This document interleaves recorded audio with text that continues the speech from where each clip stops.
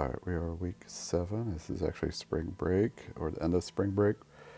And not a lot done, but mostly an update on what we've got going on. So this is the concept. This is Jason working on the interior cave.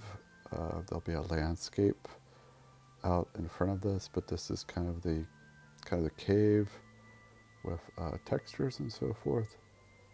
It's kind of hard to kind of perceive because there's no sense of scale, but basically we'll have water in there, a lot of emissive lighting,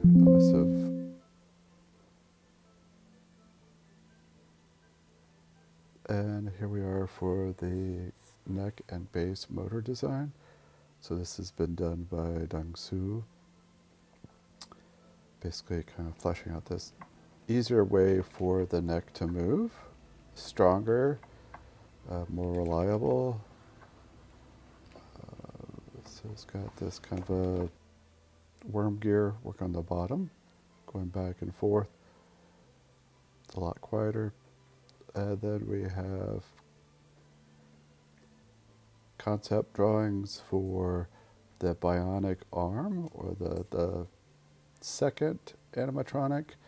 This will be hand puppeteered, but being tracked with a Vive tracker. So this is the first iteration. It'll get better and better, hopefully. Hopefully finish up the design this week and next week.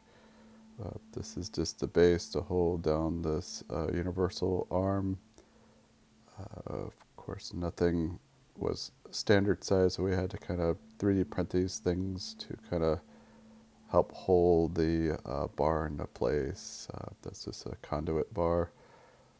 And then CNC'd or hand cut some plywood to kind of make this flange here for the wires or the Kevlar rope.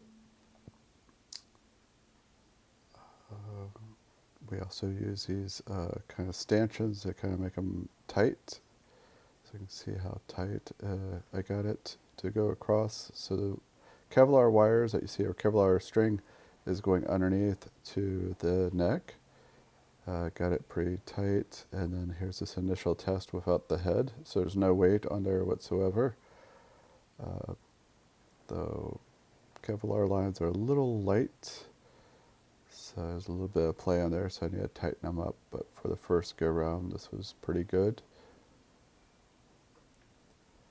So you can see this arm will be hidden, be a little bit lower, and also that neck will not be on plywood, it will be on a form, kind of similar to our base forms that we have for the other animatronics. So this will be sitting up high, probably about that level.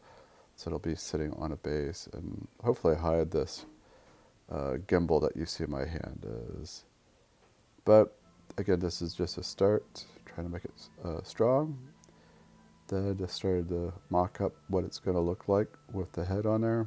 Again, there's no bear paint on there yet or any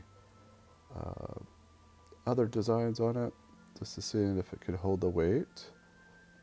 It is quite rickety for this test. We're going to have to put a lot of spandex socks or covers over the neck to give it a little bit more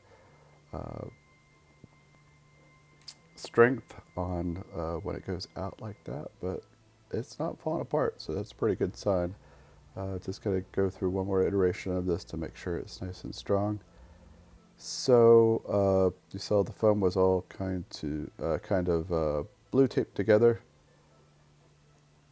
So now I am 3D printing, doing some epoxying and some fiberglass cloth in there, and then putting them together with some really quick setting epoxy.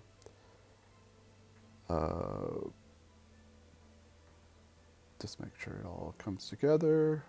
There's a lot of gaps with this process, so we're going to have to add some foam. So I decided just to epoxy some on, and then I went in and then the spray foam in between all those cracks.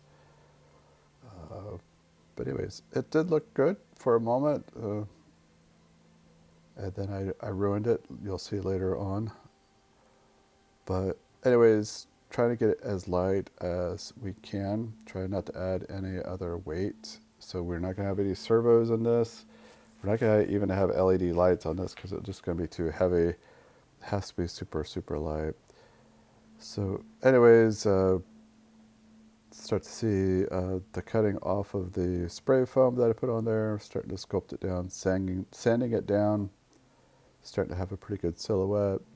And then I went into filling up all the micro holes, or macro holes, there's a lot of them.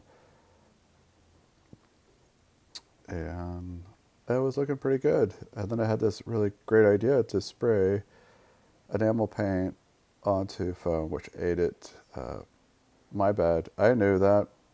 I've done this millions of times. So other side was fine because I didn't paint it. And then I realized I had white paint that is just a primer, water-based. So I just primed it really quickly. Again, this is the first iterative design. This isn't our final design. So I went and then put epoxy layer on it. It's pretty smooth now, and an epoxy on this side. So it does add a little bit more weight, but seeing how much weight we can go before we do the next test. That is it for this week. Hopefully next week will be a lot more productive on my end.